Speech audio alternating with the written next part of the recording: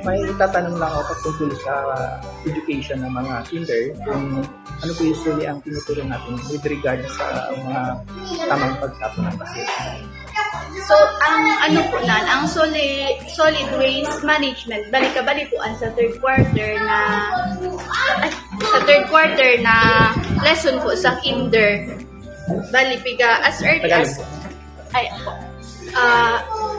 kinder pa lang po, tinuturo na po sa mga bata yung solid waste management. So, kasali po siya sa third quarter na lesson. So, pinapaalam po or tinuturo po sa mga bata yung mga basura na nabubulok, mga plastic, tapos mga plastic, papel, yan, yung mga pagkakaiba. Tapos meron din po kaming sa classroom segregation din po, nabubulok at di nabubulok.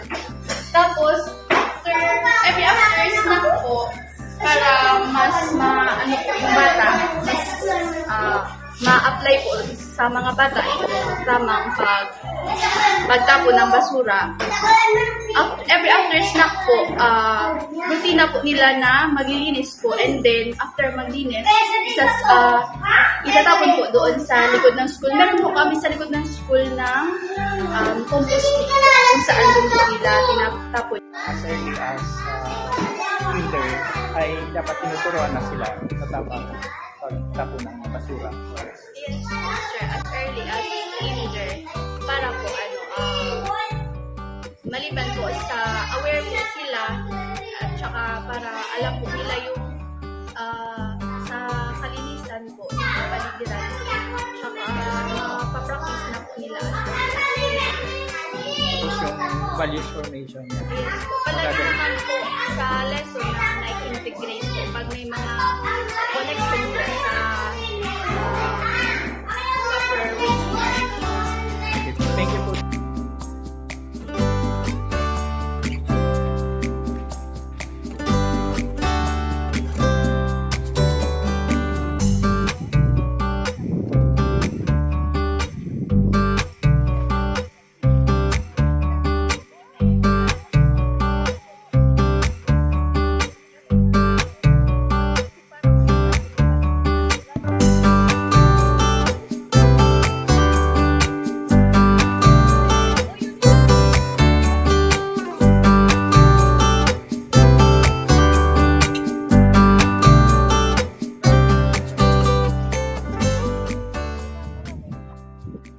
Siguro tatlo.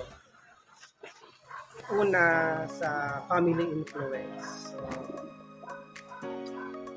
sinabi ko nga earlier, naalala ko pa, kabataan, super cool. Every time na kakain at may nahuhulog na tali, kailangan damputin isa-isa. So, instead na walisin, dadamputin. Siguro yun yung nag-instill or tumatak sa utak ko na kailangang may gawin ka. Hindi para sa sarili, kundi para sa family. Pangalawa siguro sa education. Naalala ko, grade 1, yung basic concept na lang na bawal mag-tap, diba, sa paaralan. During those years, is laging nire-remind ng mga teacher basura sa bulsa at walang nakakapag sa tayo. Siguro pangatlo is yung experience-wise na naiinis ako na tipong yung simpleng basura, bubble gum, ang naupuan or maapakan. So ayoko na yung na-experience kong inis dahil naapakan ko na-experience na iba dahil ako nito.